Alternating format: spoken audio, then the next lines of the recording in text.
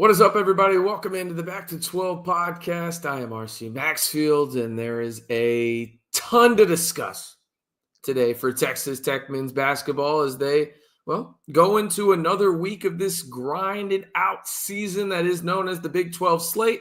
They have 2 games this week, one at home to start the week before they head back onto the road to play yet another Saturday away game away from the USA.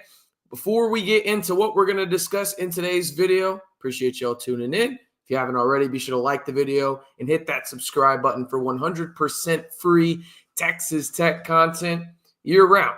But we've got a lot on the agenda today. We're going to talk about the latest metrics and how Texas Tech is soaring, and I mean soaring up the AP Top 25 poll. We'll preview the Baylor game, in a game where there's a lot of uncertainty for the Baylor Bears, including that of their 2 best players, arguably, at least their 2 best players in the backcourt, and Jeremy Roach and VJ Edgecombe. We'll also discuss, is Texas Tech the best team in the Big 12?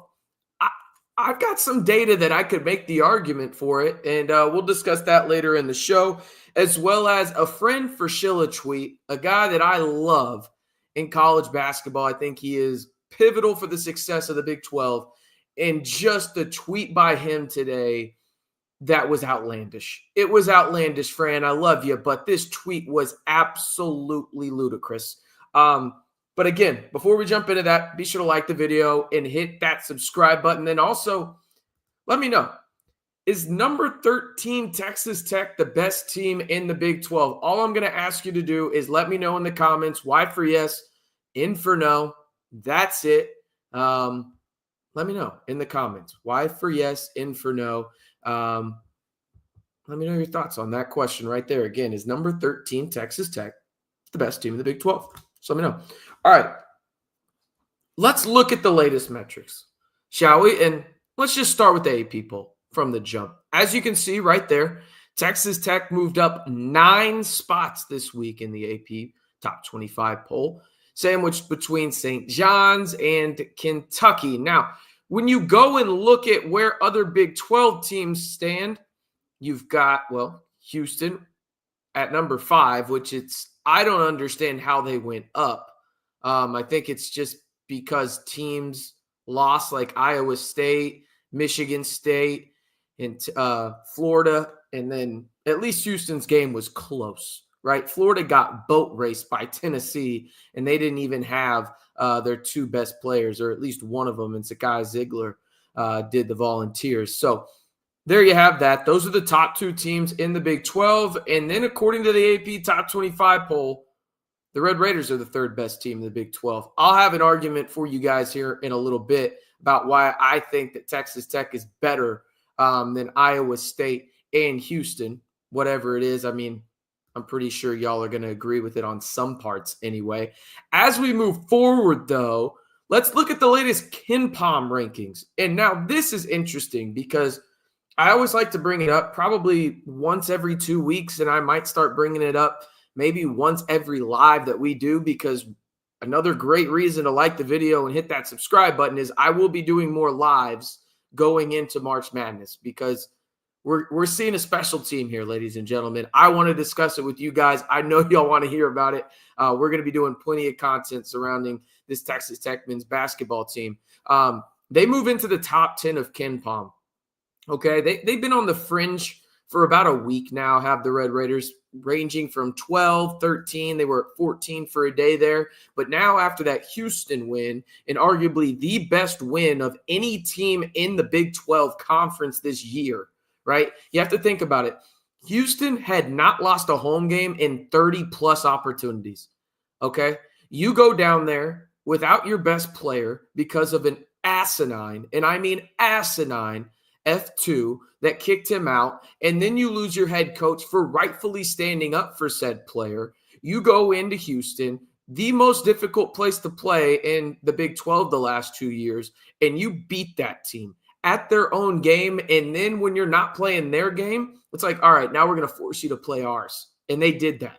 Hell of a win for Texas Tech. But again, one of the things I'm going to bring up is over the last 20 years, We're about to be in year 23 of Kenpom, as you can see at the top of your screen there, the years.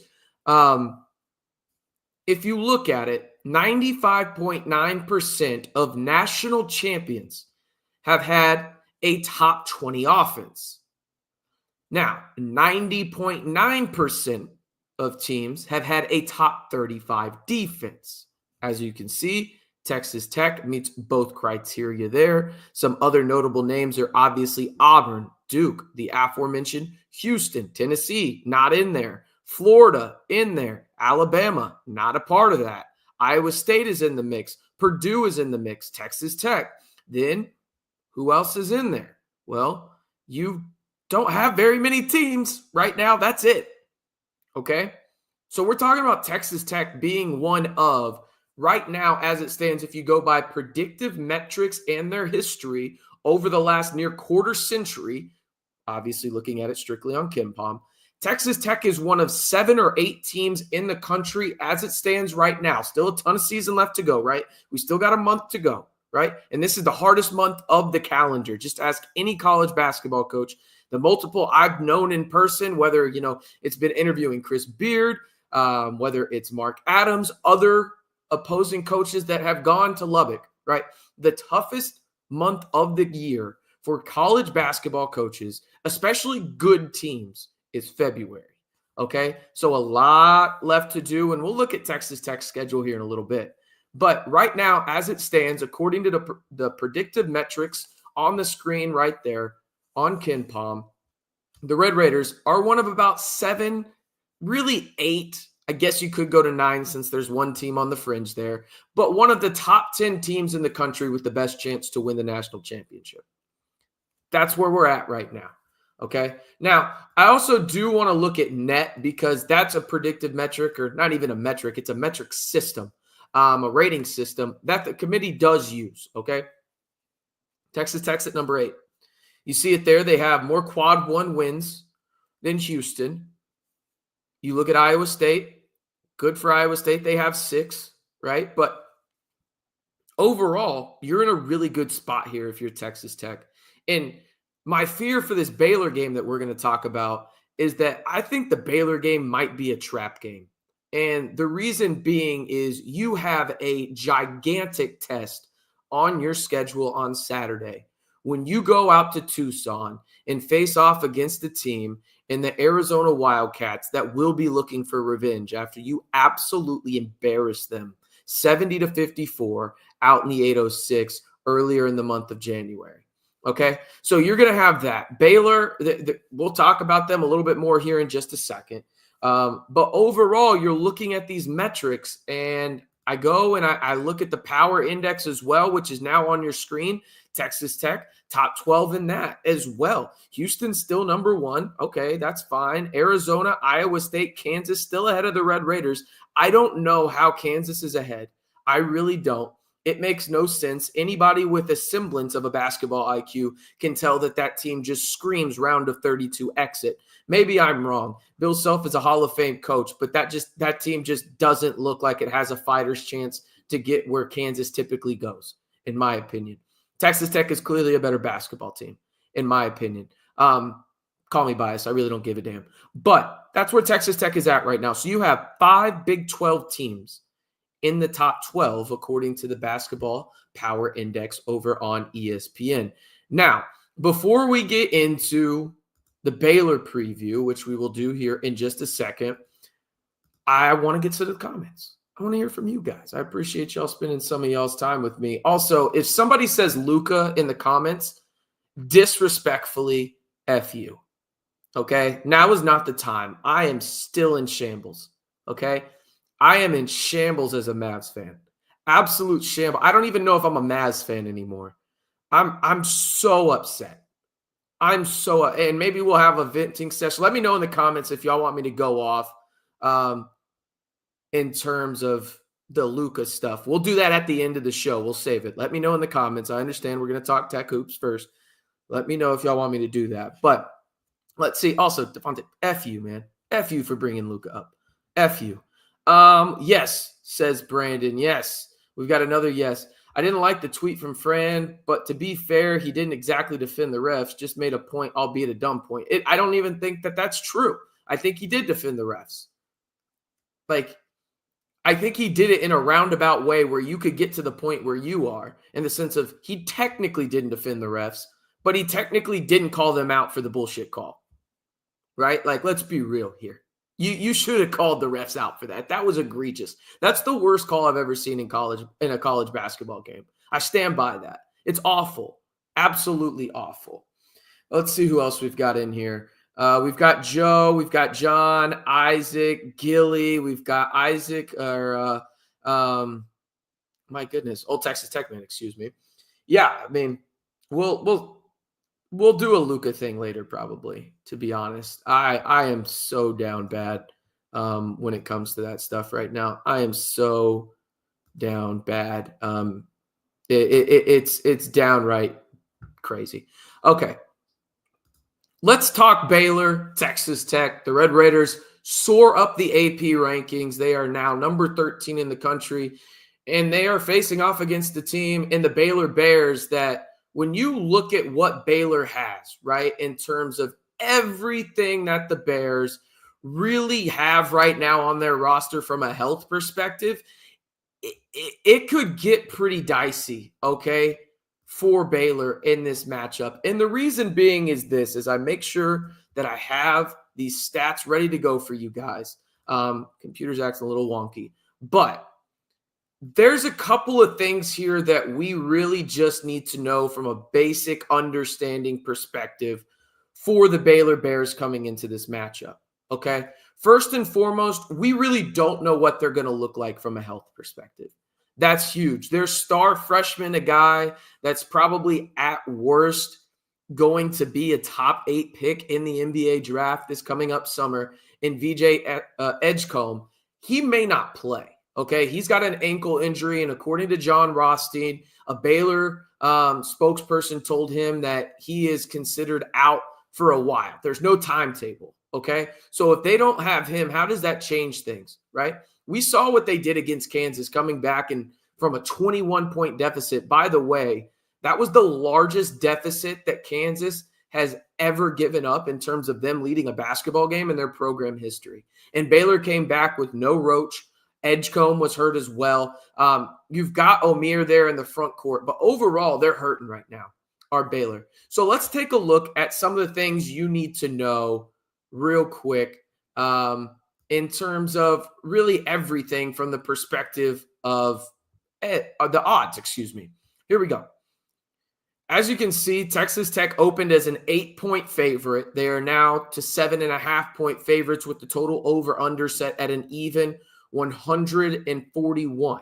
Okay, so that's pretty solid right there. I think that's a more than fair number. Baylor is still talented. Texas Tech, albeit hasn't looked its best at home, which is a bit perplexing considering how well they've looked on the road this year, being one of only, I believe, 4 teams in Power 4 basketball, or maybe just Division I basketball in general. I know it's at least Power 4. It might be D1.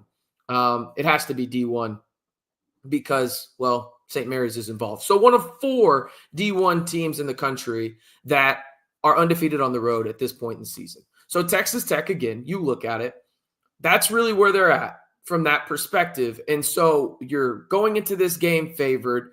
That's not a surprise, right?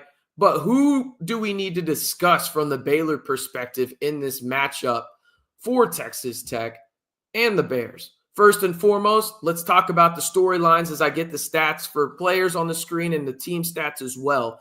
Well, obviously, there's multiple storylines, right? You've got the Scott Drew, Grant McCaslin connection. These two teams have been really the 2 best programs in the state of Texas when it comes to basketball over the past decade, right? That's the truth of the matter. There's not another one that really competes with these 2 teams. Obviously, Baylor got their national championship during the COVID year. We know Texas Tech went to the Final Four, but these 2 programs have been the best in the state, and they obviously have close ties due to the head coaches legit being best friends, okay? So you see it on your screen right there. You've got Omier leading Baylor in quite a bit of categories, including points per game at 15.4, 10.3 rebounds. Remember, he is the guy that started his career at Arkansas State, transferred to Miami, and then now transferred this past year to Baylor after the Bears gave him a bag NIL deal.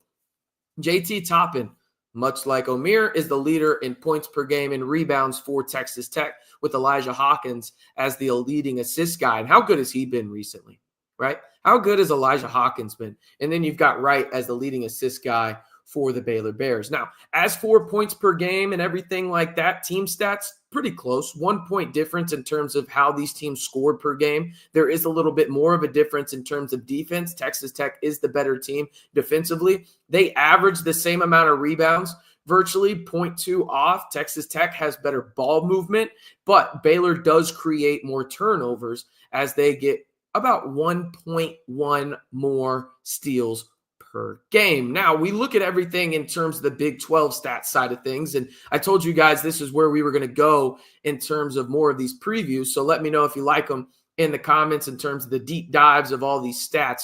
You can see on your screen in terms of the offensive stats, Texas Tech and Baylor are very close, as we mentioned, in terms of points per game there, but the difference comes down here, where you look and you see Baylor has an 11.3 margin in terms of points scored and points allowed, while Texas Tech has a 16-point difference. That's quite a bit of a difference right there overall. Now, when you look at shooting, we already discussed that a little bit, but that 48.8% is the best in the Big 12. So Texas Tech is the best shooting team in the Big 12 overall from the field, with Baylor coming in as the sixth best team in the said conference. Now, you look at this, the Texas Tech and Baylor aren't too far off in terms of opponent field goal percentage. Baylor allows their opponents 44%, per game in terms of field goal percentage, while Texas Tech, you can see, is number 9 there at 41.4. Now, 3-point percentage. We know Texas Tech can shoot the lights out. So can Baylor. Again, this game is going to come down to defense, and this is the biggest difference in this entire matchup for me, because I think both of these teams are going to shoot really well. I think they're going to rebound at virtually the same level. The difference in this game to me is that you think Texas Tech is bad at guarding the perimeter. Baylor's worse, okay? Baylor is the worst defensive team in the Big 12 when it comes to guarding the three-point line and the percentage they allow opposing teams to have at 35.8% per game. For reference, you can see it on your screen. Texas Tech allows opposing teams to shoot 31.6% from three. That is a vast difference, and something that will probably be magnified quite a bit, in the sense that Texas Tech is now, it feels like, in a good spot here where they're not relying on one guy to shoot the lights out 3-point wise, right? You got Kerwin Walton coming back alive. You got CA, Chance McMillan. D5 is catching fire a little bit and looking like the D5 that we thought he would be early on, right? Elijah Hawkins. You got multiple guys that can shoot the lights out. And I didn't even mention Kevin Overton, okay? That's going to be the biggest difference in this game, in my opinion, is really going to be if Texas Tech comes out and shoots the way that I think everyone in here watching right now expects them to, this game could get ugly. Like, it could get ugly, especially if Baylor is missing a couple guys. Obviously, that's out of their control. Injuries are injuries. But at the end of the day, you got to take care of business if you're Texas Tech. And this would end up being a quad one victory if Texas Tech were able to win. Now, let's look at some other things in terms of free throws. Texas Tech, 76%. Baylor, not too far off, 3 points difference, right? I don't know how opposing field or free throw percentage is a thing.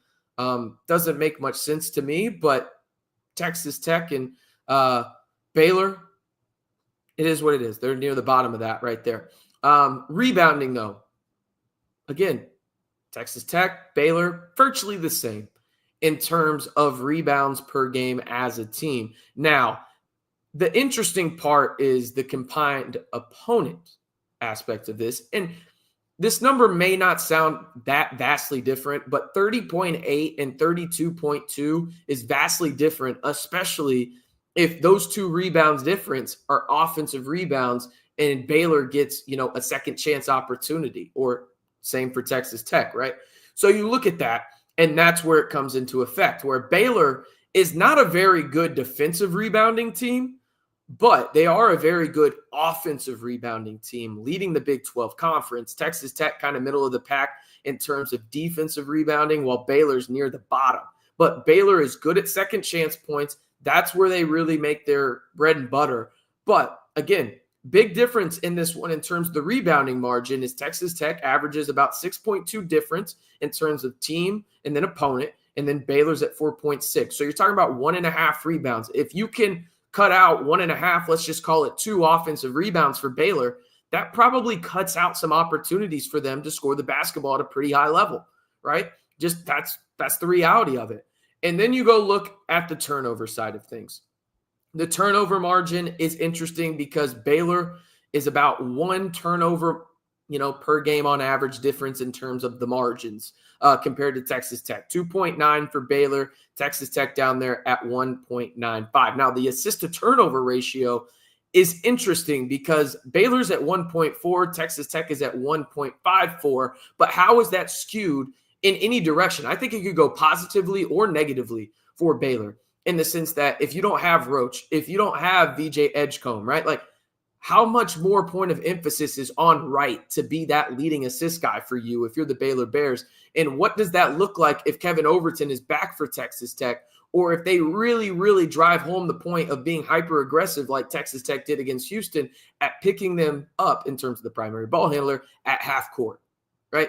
How does that change things? Because this assist to turnover ratio has been in large part built for Baylor with Jeremy Roach as their point guard, or VJ Edgecombe as a primary ball handler, right? Obviously, Wright is involved, but there's that as well. It's very, very interesting from that point of view. And again, I don't know if we'll know all of the injury side of things until the game,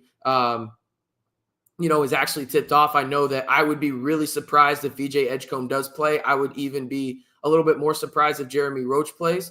But again, it's Scott Drew, man. And I know you don't like Baylor. I don't like Baylor.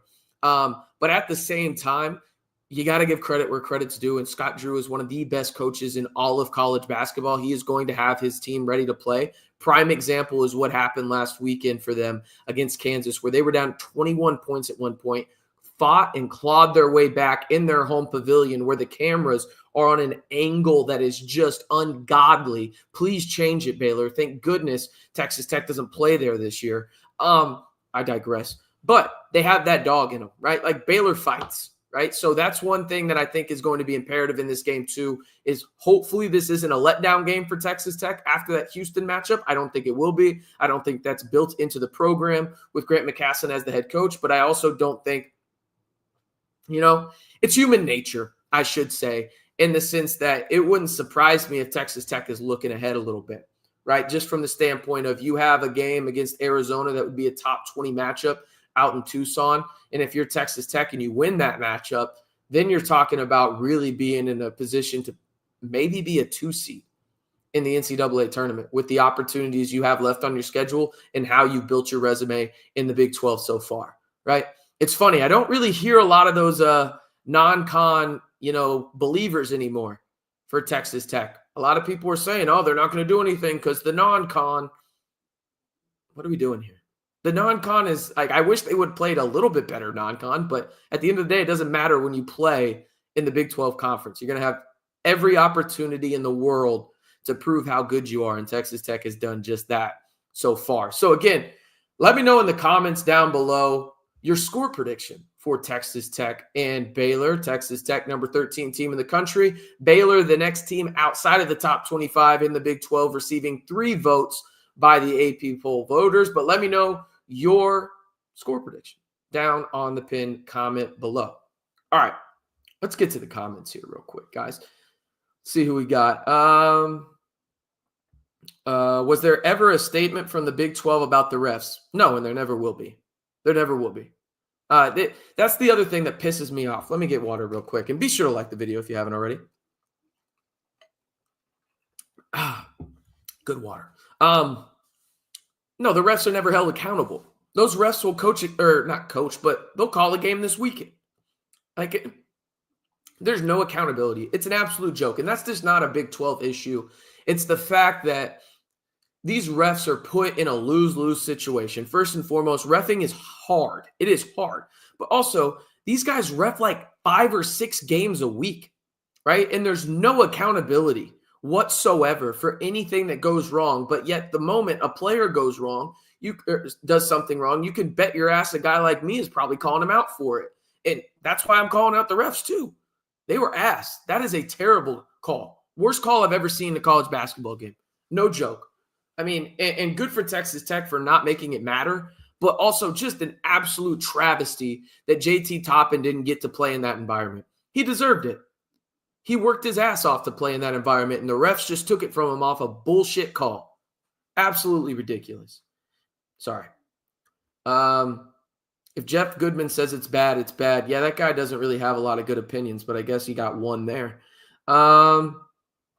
Pretty sure Baylor is going to have some key players out. Yeah, they will indeed. Yeah, they definitely will. I expect the game being close because it's in Lubbock. Yeah, I think Texas Tech wins the game, though. I really do. I think they're better than Baylor in virtually every category outside of, I guess, steals. But I think Texas Tech is the much better team. It's just going to be the letdown or the look ahead, one of the two, right? Like you got to steer clear of that if you're Texas Tech. Because if you can win 2 of these 3 games that we harped on for Texas Tech in the sense of early in February, right? And we'll look at the schedule a little bit more here in a bit because I think that Texas Tech has a real chance to do something that they haven't really done in a long, long time. But we'll look at it here in a little bit from that perspective. The schedule opens up after these next 2 games. Just don't overlook Baylor like football did. Yeah, agreed. Let's see. The USA is going to be so hyped because of how the Houston win went. I feel bad for the verbal abuse that the Bears bench is about to receive. That from Keith. Yeah, the fans are going to go crazy out there. They're going to go crazy for sure. We were better than UCF. Yeah, again, even great teams have anomalies on their schedule. They lose games that they shouldn't, even 2 games that they shouldn't, right? But you also have to remember for that UCF game that Texas Tech had barely played with JT Toppin, right? Barely played with him. And so it's one of those deals where it's like, I'm frustrated by the UCF loss too, but that loss makes a lot more sense when you think about it from the perspective of Texas Tech was trying to use that non-con schedule to get guys in rhythm that they had just built the team with together, right? That was live reps. They didn't get that opportunity since JT missed 6-7 games in the non-con slate. So it's like, okay, the first real test you have after playing, I think it was Lamar. I don't even remember who they played before non-con started. Was it Lamar? Yeah, they beat the absolute piss out of Lamar. But that was the first real competition they had in terms of JT being fully back healthy from an ankle injury and then going out and playing in that environment. And to be fair, like UCF had arguably their best game of the year, not in Allen Fieldhouse. I mean, they played phenomenal. So tip your cap to them. Texas Tech played bad, but the Red Raiders are, I think, proving to, everyone that game was a fluke. And also UCF has proven to everybody as well that they're a pretty good basketball team and could make the tournament. Baylor won't lay down, so all focus needs to be on this game. Refs don't matter. Rankings don't matter. Game on the court matters. Well, the refs matter. They do matter, especially when they're butt cheeks. They matter for sure. Should they matter? No, but they do. I mean, it's just the reality of it. With how bad they are, they're going to make a few bad calls that impact the game most of the time. It feels like they're really bad at their jobs. They're really, really bad at their jobs. As a tech student, we've been be hype as fuck. That from Nicholas. Nice. Love to see it. Yeah, also, I think the students have shown out greatly this year. And I think really all the fans have. I saw a lot of people, talking trash about not students, but season ticket holders. And I was like, y'all do realize that game against TCU was tipped off at 6 p.m., right? Like people have jobs, One thing I miss about college is having a job, but also being able to, go to the games whenever I wanted kind of deal. But that's why they were there in droves. But it takes people a little bit to get there in terms of after work, going to pick up the kiddos, whatever it may be. But okay, let's see here. I'm going, as you bear with me here for a second, to put this on the screen. And it is the schedule for Texas Tech. Okay? Red Raiders, as you know, play Baylor. We all know that. Then they go to Arizona, a top 20 Arizona team. I want you to pay attention to the next 4 games after that, though. Obviously, don't look ahead if you're the Red Raiders. But you play Arizona State at home. You should win that game. You're going to be probably a double-digit favorite. You're going to play Oklahoma State on the road. You're probably going to be close to a double-digit favorite. You play TCU on the road. You'll probably be about a 7-point favorite. Then you play West Virginia at home. You'll probably end up being very similar to what you are against Baylor in terms of 7.5-point favorites. You are going to be favored if you are Texas Tech in 5 of your next 6 games. The lone one being Arizona in terms of the odd man out there, okay? Let's just play the hypothetical game and say that you were Texas Tech and you win the games you're going to be favored in, right? Up until the Houston matchup. You should go 5-1. If you go 5-1 in those games, you are then 13-3 in the Big 12. You get to that point and marker where, in my opinion, I said Tech would win 13 Big 12 games this year. I think they're going to potentially blow past that, right? And who says you don't beat Houston at home? Kansas looks like they're very beatable, even if it is an Allen Fieldhouse, right? Then you've got Colorado. They're going to finish last in the Big 12. Then you've got Arizona State on the road. So let's just go through this real quick math. Baylor, we're just going to count the games, right? You're halfway through it, so it's 10. 1 win at Baylor. Then you've got Arizona. That should be a win. Or the Baylor game, let's count it as a win. Let's say Arizona's a loss. So you're 1-1. Should be Arizona State, 2-1. 3-1 against Oklahoma State. 4-1 against TCU. You should beat West Virginia, right? So that's 5-1. Let's just say you split with Houston. It's the opposite split that you thought, okay? You're 5-2, right? I think you split the Houston-Kansas games. I think it's more likely you beat Houston because it's at home, but I think you truly do split those games, right? So then you go into the final 2 games of the season, and you're talking about Texas Tech being on the verge of winning 15 or 16 games in the Big 12. If Texas Tech does that, and I think it's very much in the realm of possibilities, they are easily a 3 seed at worst in the NCAA tournament. Okay? Easily a top 3 seed. Because if you win 16 games in this conference this year, I don't know if it'll win you the conference, but I can guarantee you you're in the top 3. And that's at worst, right? And your top 3 seeds in the Big 12 will be a 3 seed or higher in the NCAA tournament. And you're good enough to do it. Again, you're favored against Baylor, right? You're not going to be favored against Arizona, but let's just count the games that you're going to be favored in the rest of the way.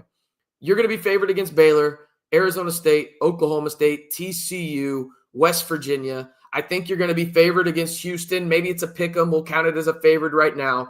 And then you're going to be favored against Colorado and then Arizona State. You were favored in 8 of your last 10 games if you were Texas Tech, okay? And let's just say they win 7 of them. You're at 15 wins. Right? Like, that's where we're at. Like, Texas Tech is very much competing to win a Big 12 title, right? Very much. And I could make the argument that they are the best team in the Big 12. Why can I make that argument? Well, I'm glad you asked. Let's go ahead and look back at, I don't know, the Big 12 standings real quick as I get them on your screen real fast. There you go. You notice anything at the top there, Red Raider Nation? You notice the teams tied for first? You beat both. You didn't beat Iowa State because you couldn't make a damn free throw when it mattered in regulation. Something that's an anomaly, in my opinion. You've already beaten BYU. You have the chance to beat Baylor, right? There is a real chance after tomorrow you have beaten every team not named Texas Tech or Iowa State that are in the top 6 of the Big 12. And 2 of those are going to be on the road, right? And you should have beaten Iowa State. You didn't. Tip your cap to them. It is what it is, okay? But overall, Texas Tech is the most efficient offense in this conference, okay? As I get back on screen here. They're the most efficient offense in this conference. They can win in multitudes of ways on the offensive end. Are they the best defensive team in the conference? Hell no. That's still Houston. It is what it is. But they're much closer to Houston than they are some of these other teams that are going to make the NCAA tournament. Texas Tech is proving time and time again that they can kind of mold to whatever game they need, and that just shows that they are a great team. Right now, today, on Monday, February 3rd, I don't know how you can say Texas Tech is not at least in the conversation as the best team in the Big 12 Conference, right? You're each and every game outside of maybe 2 in this conference, you are going to go in with arguably the best coach in the game. Grant McCasland's that good. Other people will put Bill Self ahead, as they should, right? There's going to be, some back and forth in TJO or Scott Drew. Personally, I would put, probably Sampson above that. But outside of those 3 guys in terms of Scott Drew, Bill Self, and Kelvin Sampson, Grant McCasland's right there, right? He's on the same level as TJO. So you're going to have the coaching advantage for a multitude of games going forward, okay? And that's something that can't go understated. Not to mention you have one of the top 3 bigs in this conference in JT Toppin. Not to mention you have one of the most versatile, if not the most versatile player in this entire conference in D5. You also have the most efficient shooter in the Big 12 in Chance McMillan. And you have arguably the best passer in the Big 12 in Elijah Hawkins and a pretty good freshman in CA as well, right? I'm not trying to hype up this team to be something they're not. Watch the damn games, and if you're a Texas Tech fan, it's like, okay, we got something special here, right? The Houston game was one of those games that I think is a program-defining victory and a victory that propels you forward. That's not one that you're going to look back on, and that's the highlight, right? That's going to be one of the highlights for Texas Tech this year. And moving forward, they have every opportunity on their schedule, as I pull it back up for you guys, like in the sense of what they could potentially do here moving forward, right? They're going to be favored in 8 of their last 10 games, at worst 7, okay? And if you win 7 of your last 10 games, you're at 15 wins in the Big 12 Conference, and you're a 3 seed in the NCAA tournament, period. That's just how it works. This Texas Tech team is really damn good, people. Really damn good. Also, if you're really excited about this Texas Tech basketball team, like the video. It mean a lot. 100% free content. Going live multiple times a week, talking Tech hoops with you guys. Like the video. Hit that subscribe button if you enjoy the content. And hey, be a part of the largest group of Texas Tech fans on YouTube in the Back to 12 podcast channel. All right. Let's see what we've got here in terms of the comments. We've got Lizzo Live saying, yes, at the best Big 12 team, 10 more conference games to go. I can see another 8-2 on the way, even more so 10-0. We shall see, though, if it wasn't for a slow start against UCF and a free throw against Iowa State, 10-0. Absolutely. That's the thing. You are literally, if you think about it, 5 bad minutes away against UCF and a missed free throw in regulation from being 10-0 in the Big 12. Right? At worst, you should be 9-1. That free throw is obviously a lot more of like, damn, right? 5 minutes is a big chunk of time in a basketball game, and UCF dominated you in that 5-minute span and then kept it up a little bit, just not at that same pace over the last few minutes of the game as well. But I say few minutes like there's not 35 more after that, but you get what I'm saying. Texas Tech is in a good spot here, people. I truly believe right now, as of today, if somebody tells you that it's crazy or not justifiable that Texas Tech is at worst a top 3 team in the Big 12, you need to stop listening to them. Okay? Like, stop. Like, you can put it in any order you want. Okay? I would still probably have it in some order of Houston, Iowa State, then Tech, Arizona. That would probably be the order I go in. But I could see with the way the Wildcats are playing, Arizona, ahead of Iowa State after Iowa State just got shellacked on their home floor by Kansas State, losing by 19 in those. Are we calling them baby purple? Baby purple? It's not the baby blues, but the baby purples? I don't know. Y'all let me know on that. Those jerseys are absolutely fantastic by Kansas State, though. I think we can all agree our bench is deep and plays well. Personal opinion is Grant needs to get them more involved if possible. Jerry, I think he does a great job already. That's one thing that is super interesting to me for this team. I think he already does a really good job of getting the rotations together. And that's why Texas Tech is playing so well right now, is that there's a multitude of rotations they can go to, but now Kerwin is going to play a little bit more now he's out of his rut, right? So now you're going to take a little bit of the minutes off of Christian Anderson, who played, a game high in minutes a few games ago with 35. Now you can sprinkle around, play the hot hand, and throw out, a lineup that's best conducive for that particular team you're playing that night.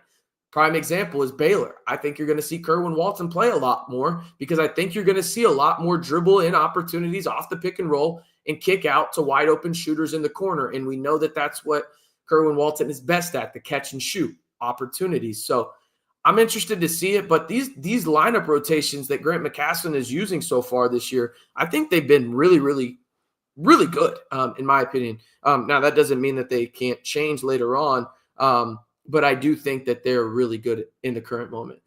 Duffy. Oh, shout out to Duffy watching. VJ Edgecombe is going to be a handful, but if Tech comes out, plays focused, should be another solid W. Yeah, I don't know if Edgecombe plays. He's got an ankle injury. John Rothstein reported that a Baylor spokesperson said that he has an ankle injury and is out basically for the foreseeable future, or there is no timeline for his return. I don't know if that was just like, hey, he missed that game or whatnot, but it sounds like he may not play tomorrow night. Again, things can obviously change, and he could come out and play. I mean, Tech fans, we experienced that too. We didn't have a timeline for D5. He missed one game and was back. Yeah, it is what it is on that front. Let's see. Who else we got? We've got John saying 16 wins and you are regular season champs. Hold on one second. Sorry, guys. Okay. Maybe share like 19. I think I can get behind that. Yeah, I think 16 at least gets you a share. Yeah, I don't know if 15 wins it for you, though, or gets you to that share. It'd be nice if some of those top teams took some L's. They will. Renee, they will. Yeah, I would be shocked if the team that wins the conference this year doesn't have at least 3 losses, if not 4. I mean, just any given Saturday or any given, Monday, Tuesday, Wednesday in this league, you can win and lose, Like it really is coin flippy, especially if you're a top team going on the road. Prime example, Iowa State at West Virginia. It's hard as hell to win on the road here in this league. RC, I don't know if you remember, but I did say 15-5 early after. Hey, there you go. Call yourself out. We love it. Yeah, no, I mean, I think I said Texas Tech would go 13-7 in conference, and I look like I am going to be dead wrong, and I will be happy about it because I think that they win at least 14 with the way that the schedule has laid out for you. Renee says they couldn't hit free throws versus UH2. They did when it mattered. Yeah, they missed some down the stretch, but they still made some when it mattered. Liam, why did Houston go up to number 5? I think it's just because of the teams in front of them that lost, and their game was really close against Tech. So I think that's the logic. I don't agree with it necessarily, but it is what it is. Brandon, going up 9 spots is crazy. Yeah, I thought Tech would end up at 15, to be honest. 13 was not in the realm of possibilities for me, but that shows you how big of a win that is in a lot of college basketball minds from the standpoint of their respect towards Houston and Texas Tech doing it. And I think it can't be, brought up enough you saw the JT Toppin and the Grant McCasland aspect of things. If something like that didn't happen and Texas Tech just won with JT and Grant, I don't think they go up 9 spots. I really don't. I think they probably go to 15. But the fact that that was a scene and a major talking point in college basketball in terms of just how asinine that foul was, and then Grant making a justifiable big deal out of it, I think that helped them go up a couple more spots, actually, in terms of getting that win, obviously. Which Tech guard is transferring to Houston this offseason? I have no idea, Brandon, but hopefully none of them. Travis says, we going 8-2, screw losing again. Love it. I love it. I also love that y'all are all in here. We got 100 people in here. Be sure to like the video.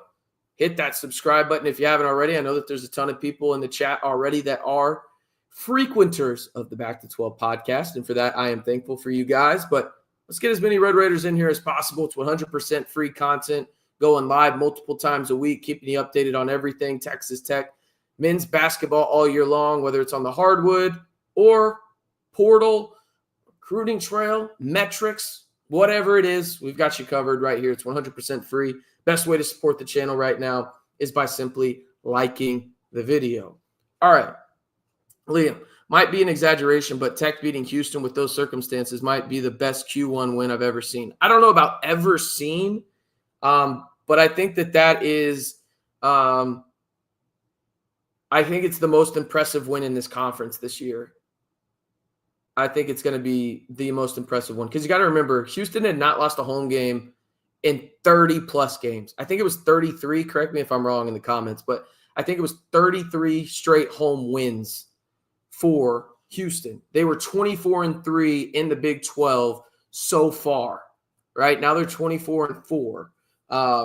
So, yeah, I mean, it was a really, really impressive win by Texas Tech, and given the circumstances, even more impressive. All right, I did want to talk about Fran Fraschilla, and I want to preface everything I'm about to say. I love Fran Fraschilla. He is great for the Big 12, but I could not disagree more with what he was trying to say with this tweet today. See it on your screen right there. I know Texas Tech basketball fans will shoot the messenger, and I won't allow it back at Evie Mays. Obviously, he's a kid in hospitality. West Texas hospitality, there's nothing like it. But I had to check on the flagrant 2 rule. The interpretation, of course, clearly accidental, in that where your argument is officials saw it differently. Listen, if you can look at me in the eyes and tell me that you think JT Toppin just blatantly on purpose decided, hey, I'm going to pass the basketball, and while I do it, I'm going to look down and kick a guy in his balls. That's what he did, right? The thing is, JT Toppin didn't look down. He was passing the basketball. I encourage you guys to go outside and try and do the move JT Toppin was doing. Now, if you're worried about your knees, don't do it. But I will say this. If you try and do that, your legs naturally go up.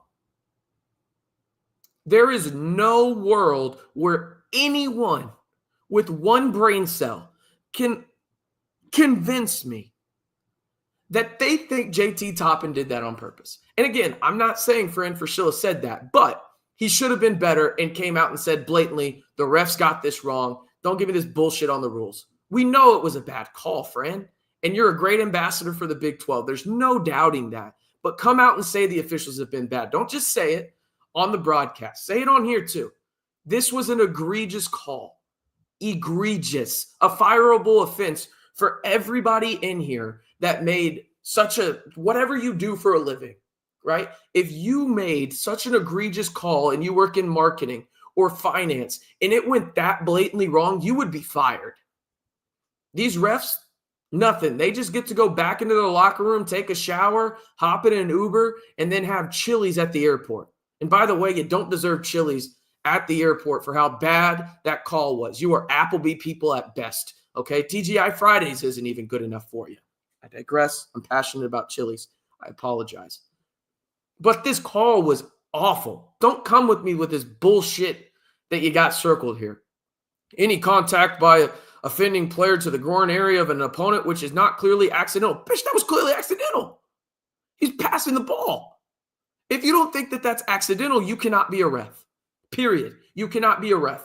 And the Big 12 should be thoroughly embarrassed by their refs, not only on the hardwood, but on the gridiron. The Big 12 might be the worst officiated conference in America. I mean, they're awful at it. And there's like nothing in terms of consequences for this. Zero.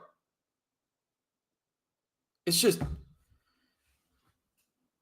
it's insane to me. And again, I love Fran, but I thought this tweet was absolutely ridiculous today. One of the worst tweets I've seen about the whole subject, to be honest. One of the worst I've seen. All right, let's get to the comments real quick. Can you rank this win against your all-time favorite Texas Tech wins across all sports? Oh, okay. Favorite Texas Tech wins. You know what's funny? There's not a lot of football games in there. I would put the last Texas game in there. That was pretty fun.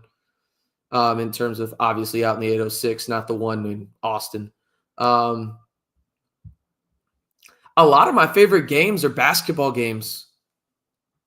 Like, from a personal perspective, my favorite game that I've been to in person that wasn't like a playoff or tournament game was Keenan Evans making that buzzer beater against UT.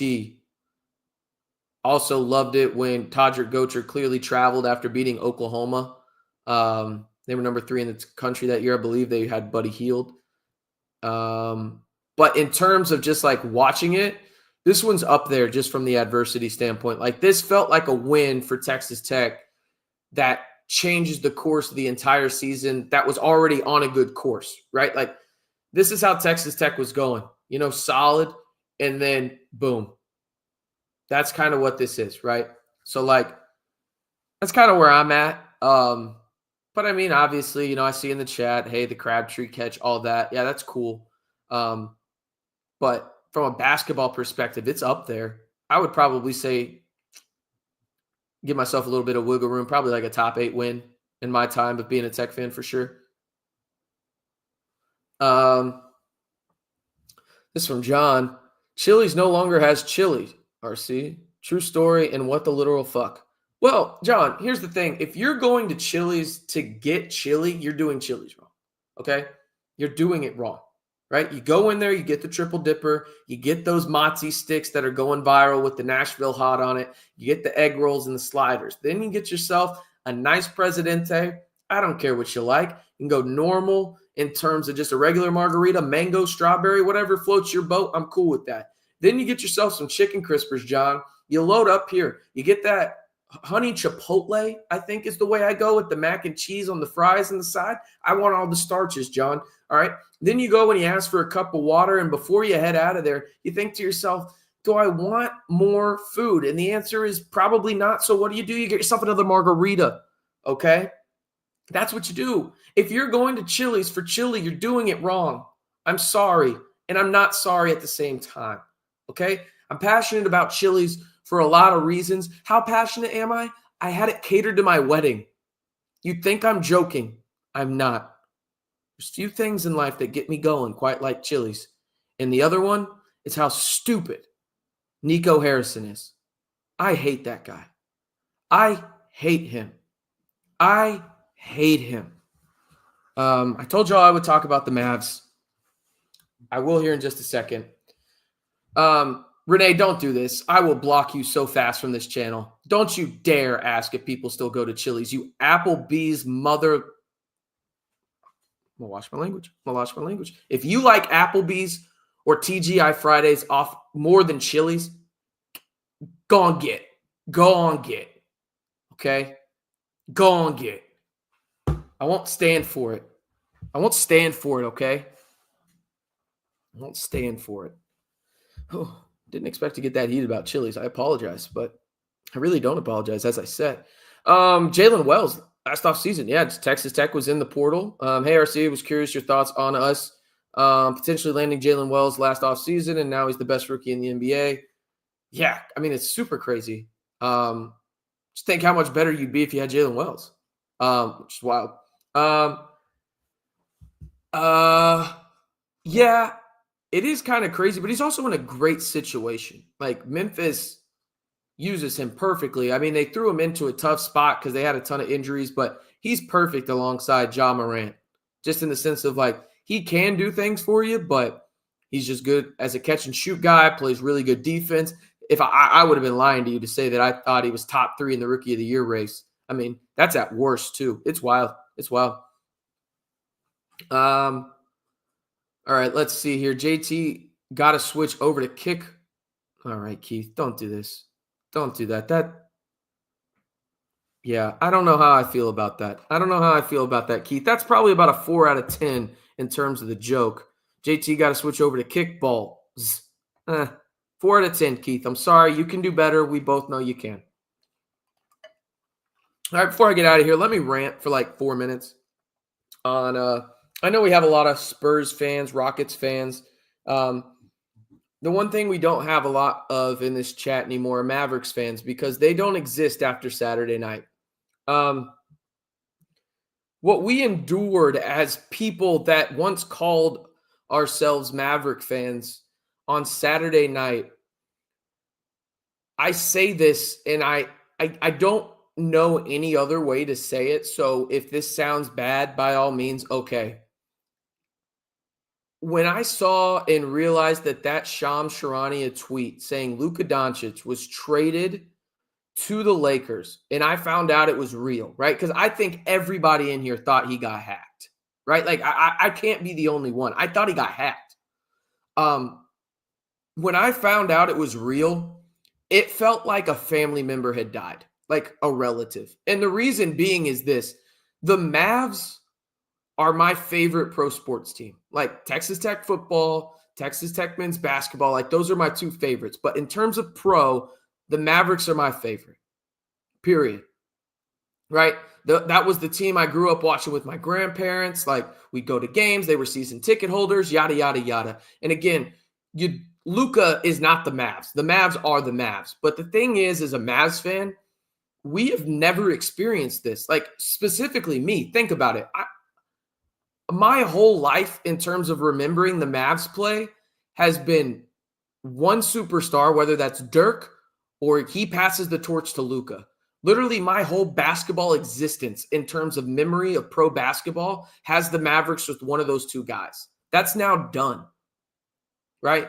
And you traded him for a bag of chips that somebody had stepped on and then ran over with a Chevy, and then a guy that's a Nepo baby and Max Christie in a shitty first. The justification behind it makes me even more pissed off. Oh, because he's fat. He's scoring 35, 10, and 10 a game. I don't give a shit if he drinks a 12-pack before the game if he's doing that. I don't care. Let him hoop. You went to the NBA Finals when he was fat. What happens if he gets into even a little bit of shape? That's your argument here. It is the dumbest and the worst trade we will ever see in our lifetime for professional sports. There's nothing going to be close to it, period. You do not trade a top 3 player at worst in his prime to the Lakers for shit. You traded him because, we were worried about him staying healthy. Mother of God, you traded him for AD. He doesn't have legs. Anthony Davis is known for a unibrow. And I like AD, but bro does not have legs. What are you talking about trading for him? What are we doing here, right? And then you traded him for Max Christie, who's a Nepo baby, and then you had a first-round pick on top of it. You didn't contact anyone else in the NBA about this potential trade. Do you know how stupid you are, Nico Harrison? Do you know how stupid you are? The dumbest person to ever be associated with NBA team, ever. It is Nico Harrison. Everyone despises this man in Dallas, right? I don't live too far away from the American Airlines Center. I could look out, and I walked over there yesterday. They had a casket because the Mavs are dead to so many fans. The thing that Nico Harrison failed to realize was, yes, Luka was not the Mavs. The Mavs are the Mavs, right? Like one player does not make the franchise. But he underestimated how much Luka Doncic meant to the city of Dallas. how much it meant to Mavs fans to have Luka. He grew up here, right? We embraced him. He embraced us. That doesn't happen in modern sports, man. Like every other year, people leave, right? Like that's just the nature of this. Luka wanted to be here. And the reason Nico Harrison traded him was because he had a vendetta against him because, oh, I don't like him. Oh, he's fat. Fuck you, Nico. Fuck you, man. Shit is ass. Shit is ass. It's the worst trade in NBA history. And it impacts so many people's lives. I feel bad because one of my best friends works for the Dallas Mavericks in the ticketing department. You know how many times he's told me today that people have cursed him out? What the hell did he do? He didn't do nothing. He did nothing, right? But he has to hear it because of Nico Harrison and his dumbass decision-making. It's ass. It's unbelievable how moronic this man is. He is the biggest moron that has ever stepped foot into an NBA front office. I can't get past it. Honestly, it felt like a relative died. It felt like a relative died. I'm honestly, I don't know when I'll get over it. I don't know if I will. I can tell you this right now. The only way this works out for Nico in the sense that Dallas fans even remotely come back and give him a second chance is if the Dallas Mavericks win the NBA title this year. And I'll tell you this right now, people, they're not winning the NBA title this year, right? Everyone that is a Mavericks fan hates that guy. He went rogue and he decided to have a personal vendetta with a guy that he didn't like because Luka was the face of the franchise and not him. Well, you got your wish, Nico. You are the face of the Dallas Mavericks now, and you are the most hated man in all of professional sports in a city that has Jerry Jones in it. You moron. What a dumbass, man. Sorry for cursing. Actually, I'm not sorry for cursing. I'm not going to do that. I'm so upset. I'm going to go eat pizza now, people. I appreciate y'all spending about an hour of your time with me. If you haven't already and you want more of these authentic takes and, just listen, you can't tell me I'm not 100% honest with you guys. I am 100% honest with you guys all the time. I will tell you that.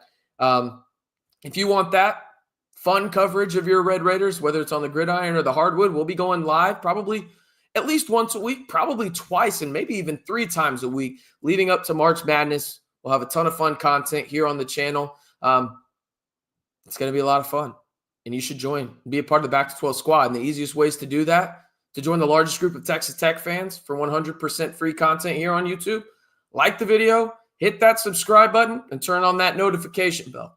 And as always, stay safe and Wreck 'em Tech.